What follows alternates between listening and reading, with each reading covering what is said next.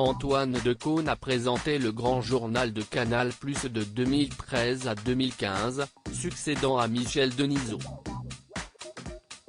Personnage incontournable du paysage audiovisuel, l'animateur de 67 ans a connu une période sombre après l'arrêt du Grand Journal.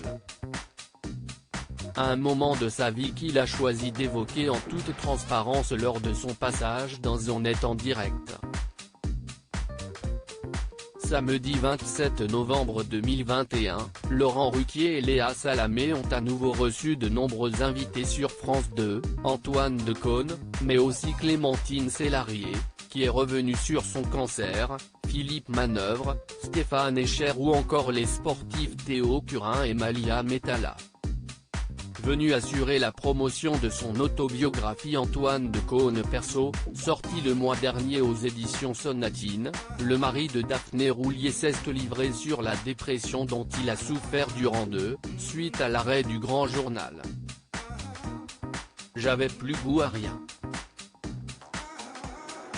J'avais du mal à me lever et pourtant, il fallait que je continue à fonctionner puisque j'avais une émission, une hebdomadaire, à assurer, a d'abord confié l'animateur.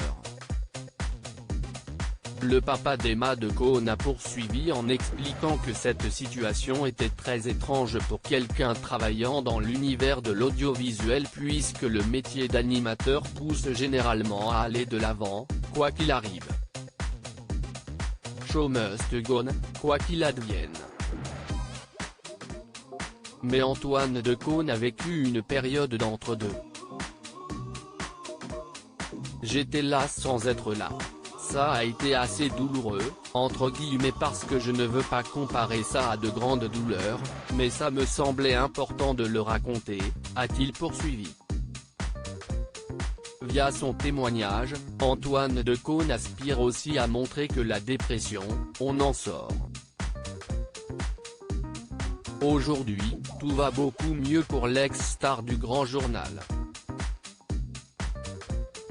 Marié depuis 14 ans à la journaliste Daphné Roulier, avec qui il a eu son fils Jules, 13 ans, Antoine Decaune a sans aucun doute pu compter sur sa famille pour l'aider à sortir de cette pure dépression, comme il la qualifie lui-même.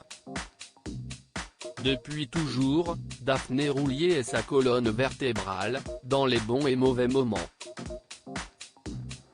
Ce nouveau numéro d'On est en direct a rassemblé 885 000 téléspectateurs, soit 15,5% de part de marché sur les 4 ans et plus.